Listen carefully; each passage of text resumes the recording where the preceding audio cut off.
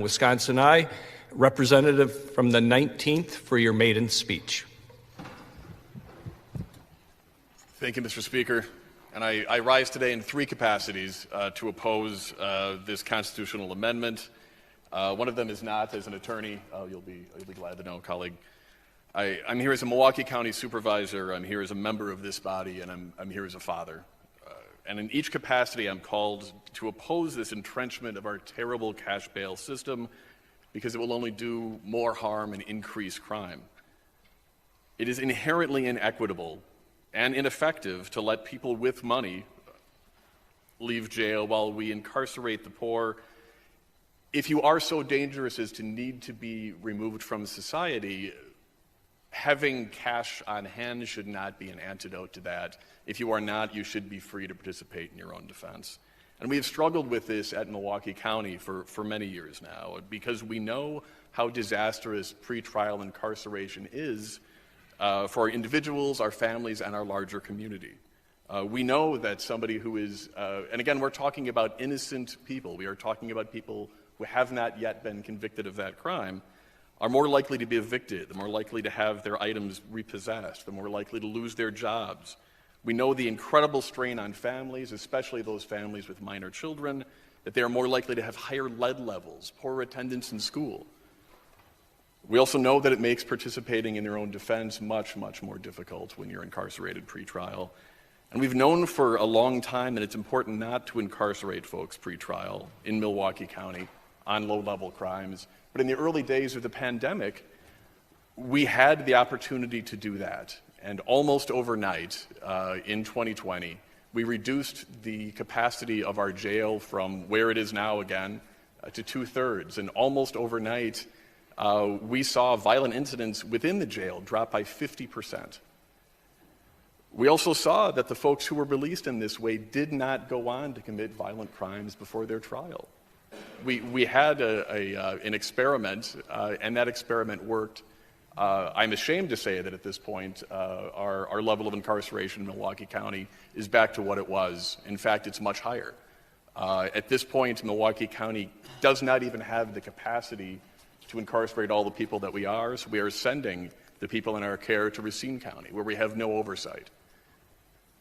We have the data that says that it is better not to incarcerate those folks at the margin. And what this amendment would do is bring us back far backwards, not towards where we should be, towards real reform. What Milwaukee County clearly needs is legislation to replace cash bail and not to entrench it. And I appreciate the earnestly held beliefs of my colleagues who speak to the victims of violent crime in Milwaukee County, and pointing out, who that affects the most. The fact of the matter is that those victims are being created, those crimes are happening now under our current system, and what this amendment would do would be to entrench that terrible system. This is not the right way forward. I'm also here as a member of this body, where I think we should all have some pause at the details here. As others have mentioned, we do not yet have definitions of violence or harm from this body to ask everybody here and then to ask everybody across the state to weigh in on a constitutional amendment when we haven't defined what violence is and we haven't defined what harm is absolutely putting the cart before the horse. I'm also given pause when asked in committee how this would improve public safety, that the authors were unable to provide any data to back up their claims, saying only, "We'll see what we can find." We do have data. We have good data, and a lot of it, and all of the data suggests that we need to move away from a cash bail system completely, not to twiddle around the edges or entrench this one. An Arnold Ventures study was just released in March of 2022, so that was after the last time that this body voted on the first version of this. And there were three key findings, and those were, first, that pretrial detention for any length of time is not consistently associated with a likelihood of appearing for court. Second, that pretrial detention is associated with an increased likelihood of being convicted and receiving a longer sentence. And this third one is key, that pretrial detention for any length of time is associated with a higher likelihood of arrest for a new crime. And I want to repeat that one more time. Pretrial detention for any length of time is associated with a higher likelihood of arrest for a new crime. So when we sever people from their families before they're convicted, we're increasing the likelihood that the person will be arrested in the future. That is, I think, the opposite of what the authors of this bill claim and what the intention is. This amendment will not keep us safer. This amendment is soft on crime. And that same data is echoed in New Jersey, where they rejected cash bail to some extent in 2014 and then again in 2017. And then they saw decreases in pretrial incarceration of 29%. They saw no change in recidivism. They saw an increase in court appearance rates. They saved millions of dollars. They reduced harm to the innocent people that were incarcerated pretrial. And they saw a drop in violent crime. That we are ignoring all of this data and instead proposing to prop up our cash bail system instead makes no sense and will simply cause more harm. And finally, I'm here as a parent. My son was in that Christmas parade in Waukesha, and he was missed by the vehicle that was driven through it by just inches. He did not escape the trauma. My child saw things that he will never be able to unsee.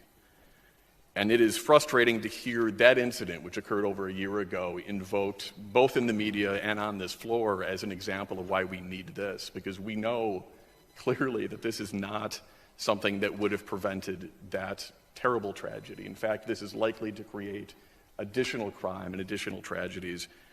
My first reaction to my son being in that parade was revenge. I was angry. I wanted to go after whoever did that. My second reaction was to want to protect him and my family and my community. And I sat with those emotions for a while. And at some point, it occurred to me that as a legislator, I had the duty to change the terrible system that this happened under. And we all have that duty. We cannot legislate based on our base instincts. We cannot, as valid as those feelings are, make laws based on revenge or vengeance or just wanting to do something because it feels good. We have to look at the data, and the data here is clear. This legislation will cause more harm than it will do good. And I understand that the intent here is to make things better, and it absolutely does not. We have to know the difference between reactive and punitive policies and real community safety and justice. And finally, we do not honor the victims of violence or their families by passing legislation which would entrench a terrible system, increase crime, and make residents into victims. I ask my colleagues, and likely those across the state in April, to join us in rejecting this legislation and instead working to replace our system of cash bail with one based on real justice rather than vengeance. I yield back.